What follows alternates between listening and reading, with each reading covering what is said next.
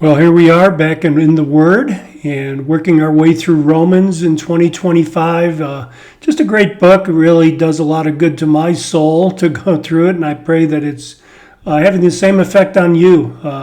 My passion, my desire is for you to be in the Word, and by going through Romans with you, I'm encouraging you to dig in.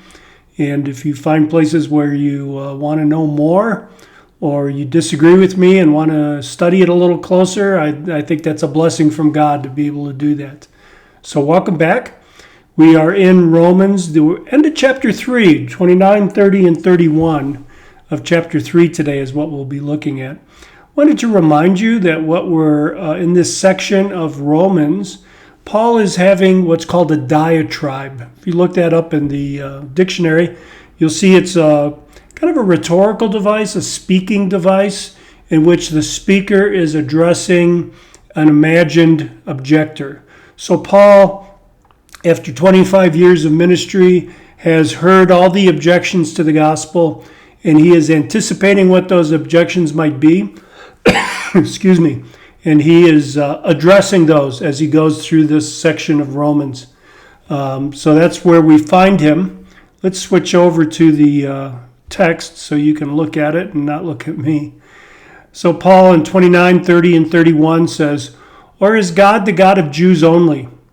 Is he not the God of Gentiles also? Yes, of Gentiles also." So see how he brings up an objection and then answers it. Is God the God of Jews only? Is he not the God of Gentiles? Well, of course he is. He's one God for both Jew and Gentile. So Paul answers that. Yes, the Gentiles also. Then he goes on and elaborates. He says, "Since indeed God who will justify the circumcised by faith and the uncircumcised through faith is one, do we then nullify the law through faith? Far from it. On the contrary, we establish the law." So Paul is addressing an objection here, is that there are multiple gods, one God for Jews, one God for Gentiles. We hear that objection sometimes today, that there's a God for the Jewish people. He's the God of the Old Testament.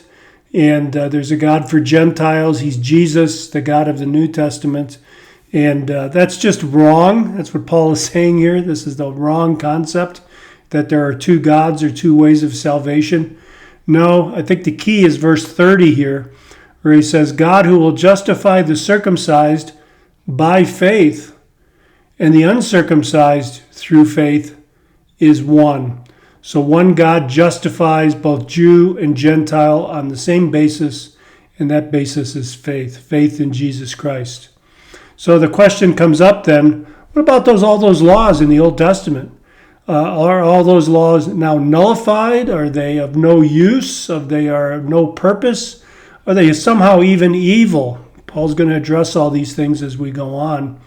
But first he starts out here, do we nullify the law?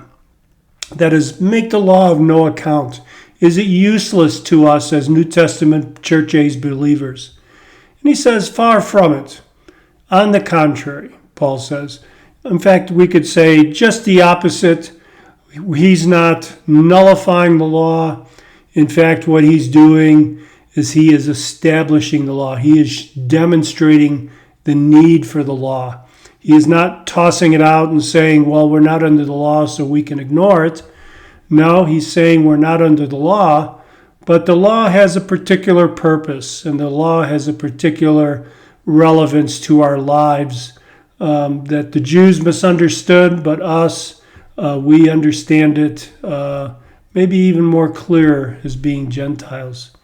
So how do we apply this, brothers and sisters? How do we take this from Paul's letter in the first century, about 58, 57 AD, to us today living in 2025? Well, again, let me focus your attention on verse 30. God justifies by faith both Jew and Gentile, circumcised and uncircumcised. It's by faith and faith alone, in Christ alone, that we are saved. Paul will go on later in the companion book of Romans, the book of Galatians, to say not only are we saved by faith alone, but we are also sanctified by faith alone and not by works of the law.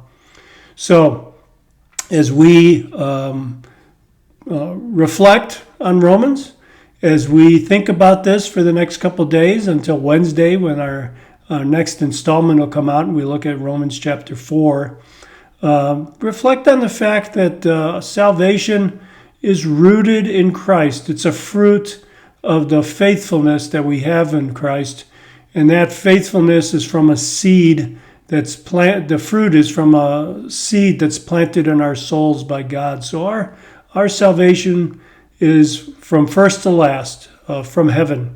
And we should be thankful for that, and we should treat it as something sacred, something special, that salvation is for us according to God's purpose and will for our lives, and that is something that we are to cherish and be thankful for. So be thankful, brothers and sisters, as you contemplate the salvation that God has provided for you. God bless you. God bless you for joining me in Theo Faith. God bless you that several of you are contributing and not only participating in the ministry with your prayers and with your attention, but also financially. Another thing you could do if you're so moved is to, number one, like this, subscribe to the channel. Number one, the subscriptions, the more subscriptions I have, the more exposure I end up getting on YouTube. You can also like the video. That counts toward distributing it. And then you could tell your friends about it. I know there's several of you who are using this as a kind of a community Bible study and then getting online with friends across the country and discussing the passages we're going through. So any of those things would really help me out. Let me know if you're using this as a basis for a Bible study that maybe you're doing on Zoom or virtually some way. So God bless you, and see you on Wednesday midweek. We'll be looking at Romans chapter 4.